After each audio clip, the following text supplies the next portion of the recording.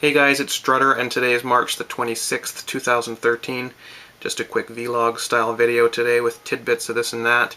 But before I get started on those things, I just wanted to mention a little story. A couple of days ago I took some aluminum cans back to the store. If you're not aware, if it doesn't work this way in your area, how it works here is anytime you buy something out of a recyclable container of any kind, Tetra Paks, aluminum, plastic, glass, etc. The container is charged a 12-cent recycling fee, and you get 5 cents of that back when you return it. It doesn't make any sense and it's stupid, but that's how it works here. Anyway, so I took a bunch of aluminum cans back because they'd been piling up, and I got $2.20.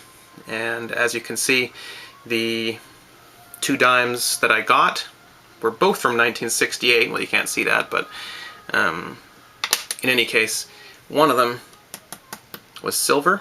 Silver's non-magnetic, and one of them was nickel. They switched from silver dimes and quarters to nickel dimes and quarters in 1968 in Canada.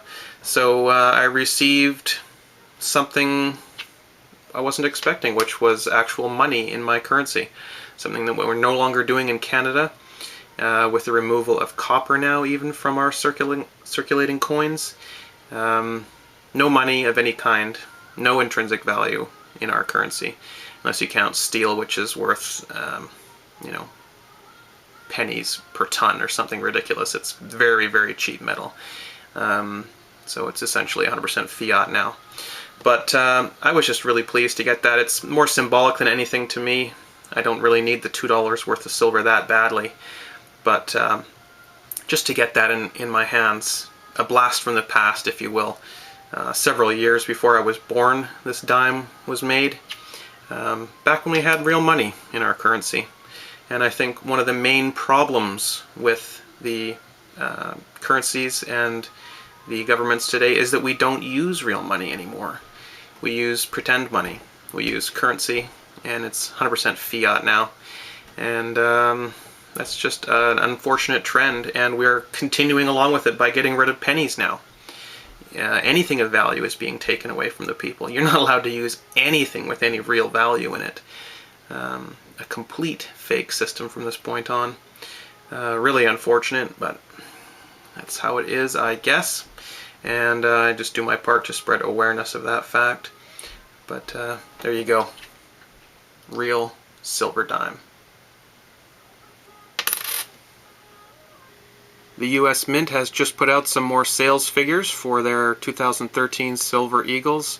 This is, of course, in ounces or eagles, same thing, they're 1 ounce each. 3.3565 million, and we can do a projected March total by multiplying that number by the number of days in the month and dividing that by the number of days that have already occurred this month. And we can see that we have a projected total for March of over 4 million ounces. And if you look back on any previous year, 2011 March total was 2.7.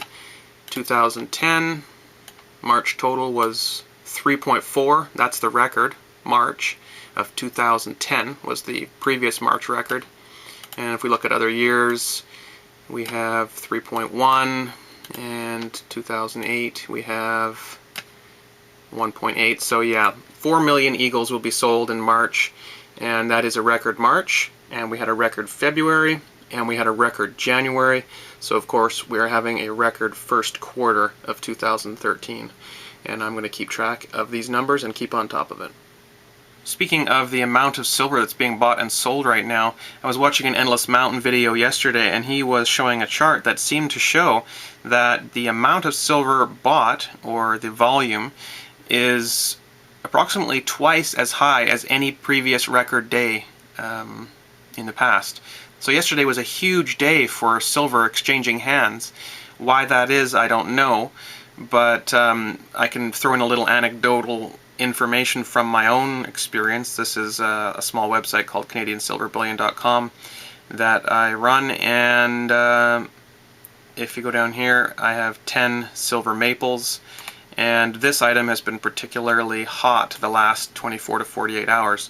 I'm not sure why, but in the past I've noted that when my buyers all of a sudden come in and start buying silver off me, and consequently I'm having to buy silver to replace it from my supplier, the price will go up in the few days after that. So I'm looking for the price to be going up in the next few days. My buyers seem to know when the price is about to move. But yeah, I have noticed that volume spike in sales. I've sold about 18 times more silver in the past 24 hours than in any previous 24-hour period in the past month. It's still not a large amount. I'm a very small dealer, but I just wanted to mention it because it does seem to be that there's something going on, and I guess we'll just keep an eye on it.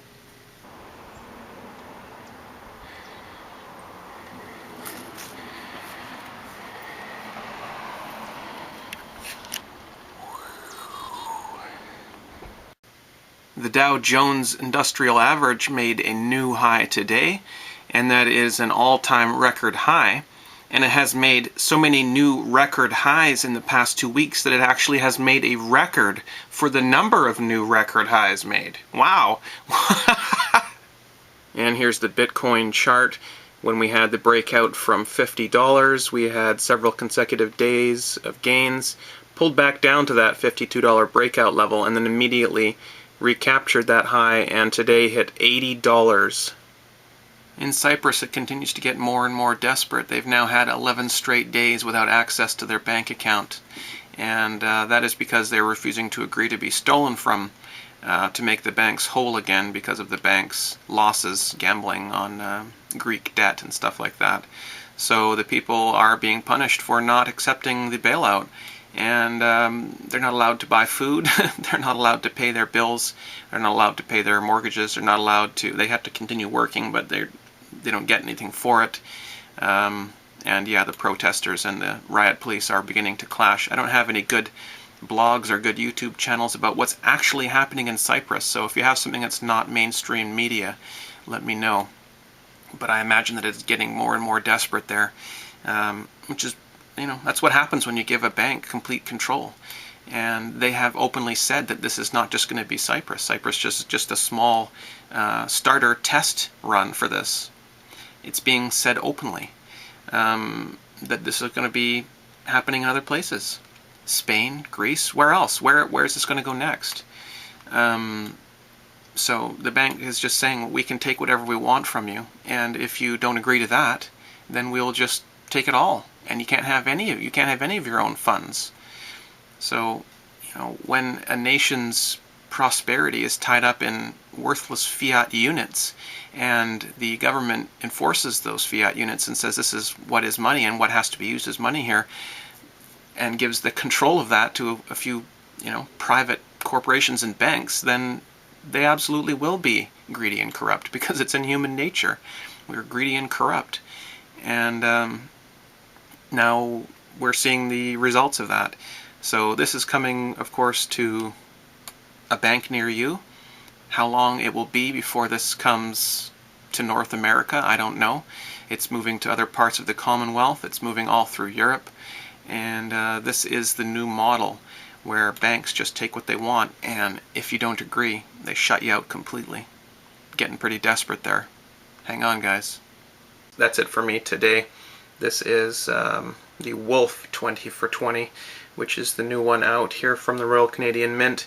Not sure if I'm going to be getting this one myself, but I thought I would mention it to you guys. No, I don't believe there is any free shipping code anymore for these coins.